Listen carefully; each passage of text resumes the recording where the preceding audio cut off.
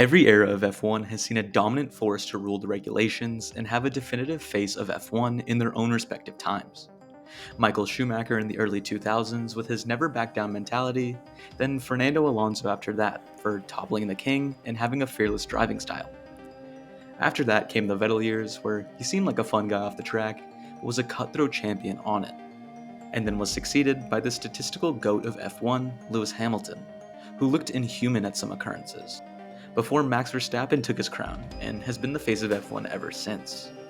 There's something common about all these guys, that they've simply captivated F1, and regardless of competitors, they were the ones people regarded as the poster childs for F1.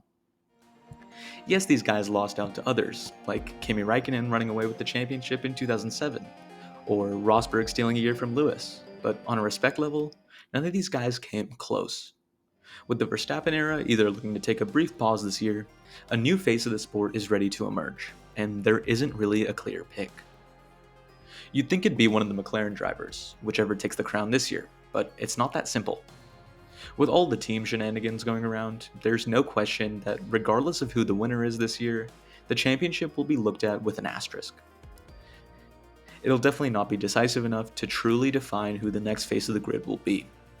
And with young drivers consistently shuffling in and out of winning contention, no driver has a clear shot at captivating the entire audience in the way that others have in the past. And if Verstappen doesn't return to the fight in the coming years, there's no telling who the next face of F1 will be. And this is why it won't be your favorite rising star. Lando Norris was widely regarded as one of the best talents throughout all of Formula 1 in his younger years. Second in F2 to George Russell and winning the qualifying head-to-head against his much more experienced teammate Carlos Sainz. That translated into a maiden podium the following season and 13 podiums from then to 2023, when he was in a top midfield car. He was one of the most loved drivers on the grid until that changed. In 2024, Norris had a winning car at McLaren, and with that came the true challenge and the question of, is he ready? He was the only driver who even had a chance to topple Max Verstappen, who was showing cracks in his driving for the first time in what seemed like forever, but it was too little too late. He came second in the championship and scored his best result of his career, but with that came a larger burden. With having what was touted as the fastest car on the grid and failing to challenge the titan that is Max Verstappen, people seemingly flipped the script on Lando Norris in terms of likability. Whether that be from him slipping out as simply lovely in the home of the lion, or just a general lack of star power compared to others in the past, which isn't easy to achieve, his widely loved persona faded, and with this year's team order situations, regardless of most of the equation falling under the fault of McLaren as a team, Norris's reputation has fallen deep. The truth is, regardless of if he wins this year's championship, or next year, or the year after that, people will refuse to give him credit. Fans will attribute his success to a team willing to intervene to do what they think is right, and having a dominant car to carry him to race wins before they'll ever think to credit him for being a good driver. The only true way he can overcome this sort of deficit is truly finding personal success that is much greater than his teammate to make it undeniable that he is the reason for his success, but considering who's on the other side of the garage, that's quite the tall task. George Russell has just signed his new contract this past week to stay at Mercedes, and he's looked like the brightest of the bunch when it comes to results.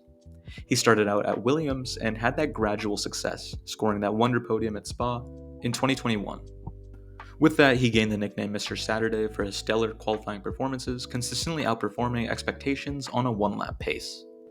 Add to that 5 wins in his time at Mercedes, and the most recent coming through a dominant performance at Singapore, he's poised for success.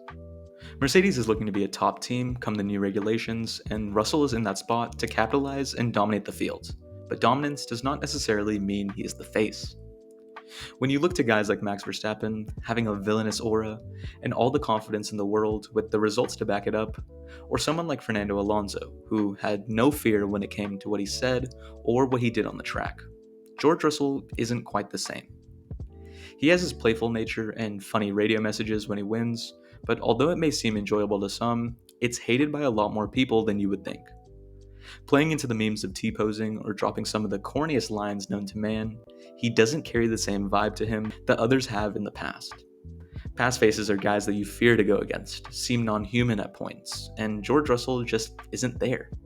A likable guy to many, and myself, but unless that changes with the championship level performances, he doesn't exactly appeal to the masses. Charles Leclerc is another guy that has all the talent to run the grid, but is missing out on one thing that really holds him back. He started out at Sauber and had one of the best rookie campaigns we've seen in Formula 1 and made the step up to Ferrari in 2019, replacing Kimi Räikkönen. Since then, he's been extremely fast and even had championship hopes in 2022, and he still makes the most of every opportunity. But the truth is, through how Ferrari has been in the past few seasons, those chances are few and far between. The biggest stat to look at for Leclerc is pole positions, with a staggering 27 throughout his time in Maranello, but he's only converted that into 8 race wins. Now, the big difference between these instances is that qualifying is 1 lap, and gives a much better opportunity for a driver to outperform their circumstances, as you have to keep it together for 1 lap rather than 70. Looking to modern day, a big reason why there are struggles to convert, it's more rooted within the team than himself. Reliability issues, bad pit stops, and blasphemous strategy calls, Ferrari is simply ruining Charles Leclerc's chances. He's an elite driver that I would dare say is one of the scariest on the grid, given the right circumstances, but he's being held captive in Ferrari prison. If he ever wants to achieve true stardom in F1, a change needs to be made. Whether that be in the Ferrari team improving operations or Leclerc jumping ship, but without a change, we're just going to continue to see Leclerc's career wither away. Now, probably the most popular guy in F1 right now, and the championship leader, Oscar Piastri is quite the commodity. A stone-cold killer who won literally everything throughout his junior career and won his first race in just his second year in Formula 1. And now in his third, leading the championship charge. All signs point to him being the guy in the future, but it's just not that simple. Now, it's no secret that this year's championship is going to be skewed no matter what. McLaren has stuck their fingers in everything, whether it was necessary or not, and that's going to leave a large scar on Oscar Piastri if something isn't changed soon. Mistake after mistake, McLaren is showing no signs of any change in behavior or the way they medal, and that is hurting Piastri. The real solution to this isn't an easy one, but Piastri has to put his foot down at some point. With his manager being Mark Webber, he's no stranger to team orders, and Piastri has to mimic what Sebastian Vettel did to his manager and start denying those team orders. Piastri seems to consistently know what's right for him, but doesn't act upon it as he's trying to keep all parties happy. But to a certain point, McLaren's team and Lando Norris are part of business. They're not his friends. Until McLaren truly begins to value what he can do as a driver, Piastri either needs to stand up for himself or find a team that truly knows how to give him the opportunity to succeed before he ever wants to think about being the face of F1, as his on-track skill speaks for itself. Kimi Antonelli is the youngest and hottest prospect in all of Formula 1, since Max Verstappen entered in 2015. He makes great moves and has some incredible performances, the pole position from the Miami Sprint, a podium in Canada, and some notably great drives in Baku, Melbourne, and Singapore. But with the rapid success comes inconsistency. It's no surprise that a 19-year-old is going to take some time to acclimate to the Formula 1 level, especially considering the gap of series he didn't race in the junior categories, racing in Freca in 2023 to being a full-time F1 driver in 2025. This obviously leaves the issue of consistency. We've seen drivers in the past like Alex Albon and Pierre Gasly struggle early in their careers with top teams, as they weren't given time. But those guys had some time in Toro Rosso. Antonelli has been thrown into the deep end right away. His stint of scoring points on only 3 occasions in 10 rounds from Imola to Monza show a lack of preparedness and a raw talent that can be great but needs time to grow. He has all the tools to succeed, and if he does, he will be the talk of the town in the F1 world. But if he doesn't have the opportunity to fully develop, there's no telling where it'll go. Gabriel Bortoleto is last year's Formula 2 champion who got brought into Sauber this year in the long-term plans for Audi. He's shown solid performances this year with the P6 standout performance in Austria, and he's currently beating Nico Hülkenberg in the qualifying head-to-head. The future looks bright for Bortoleto as he's making the steps to becoming a top-tier driver, but as you could expect from this video, it isn't that simple. Just like Audi in 2026, Bortoleto is a project for the team. A highly successful junior driver, coupled with a longtime veteran, he has 1 year to prepare before things change drastically. Sauber, although backmarkers now, are an established team in F1 and know their way around the paddock, which is useful for a rookie like Gabriel Bortoleto. but once Audi comes in, he'll be more experienced than the team itself. He doesn't have the same lenience to have rookie struggles in a developing team, and as much as he needs to emerge as a driver, the team needs to find their footing in the sport as well. The truth is, Bortoleto is going to be hoisted into a role that is extremely high pressure and has very little wiggle room for error. If he comes out strong and helps Audi grow to the top, he will be sure to be the face of F1, but the path to get there is long and difficult. Ollie Bearman is Ferrari's next up-and-coming prospect, and he has stood up to the test very well.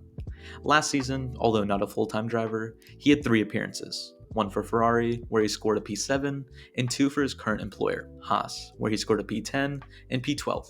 Pretty solid. Now this season, he's done very well, especially considering how tight the midfield battle is. A P6 at Zandvoort is the highlight of the year for him thus far, and considering the trajectory he's on, it's no question that he's poised to eventually inherit a seat at Ferrari. But can he keep up this pace? Looking at Bearman's past experience, we can go into F2. In 2023, his first year, he took the field by storm and finished 6th in the standings. He truly cemented himself as the go-to guy for Ferrari in the future, but as there was a lack of space, Bearman spent another year in F2. Now, the decline in his second year was due to a few things. A Prema team that was struggling considerably compared to last year, and Bearman missing multiple events due to those F1 appearances. But he still went to finish the championship in 12th. That's not bad by any means considering the circumstances, but it raises the question of the validity of Bearman having a sophomore slump. If he can keep up with his performances, he's right in line to being the next Ferrari golden boy. But if F2 was a sign, things might go down in the coming years. Isack Hadjar is the latest and greatest talent in the Red Bull family, and he's looking set to make the move to the Red Bull senior team for 2026. He started out shaky this year, but it's been all gas, no brakes ever since, after consistently outperforming Liam Lawson and scoring a podium in the Racing Bulls at Zandvoort. But anyone who knows what happens at Red Bull is going to know what I have to say next. Red Bull's never been known for patience, with booting drivers like Pierre Gasly, Nick De Vries, and Daniel Ricciardo midway through the season. And the recent doing to Liam Lawson at the start of this year set a new record for only 2 races before being dropped to the junior team. In this scenario, it's very unclear how Red Bull want things to play out. They want a solid driver in their number 2 role that can help Verstappen succeed and help the team in terms of the constructors' standings. Hadjar has those tools as he's been dominant at Racing Bulls, and the best in recent memory since 2021 Pierre Gasly. But how much does he really want to play second fiddle? No driver's ever been able to contest with Max at Red Bull in recent years, and it's nearly impossible considering the team and car are built around him. It's unfortunate, but the luck of the draw chose Isack Hadjar to follow the reins of others into the Red Bull dungeon. Best case scenario is he does well and plays that number 2 role to Max, but worst case, he gets demoted in favor of Arvid Lindblad, and Red Bull won't even blink at the thought of it. So did your favorite rising star get exposed, or do you truly think they can push through and make it to the top? Trust me, I want to see them succeed, but the world of F1 is cutthroat.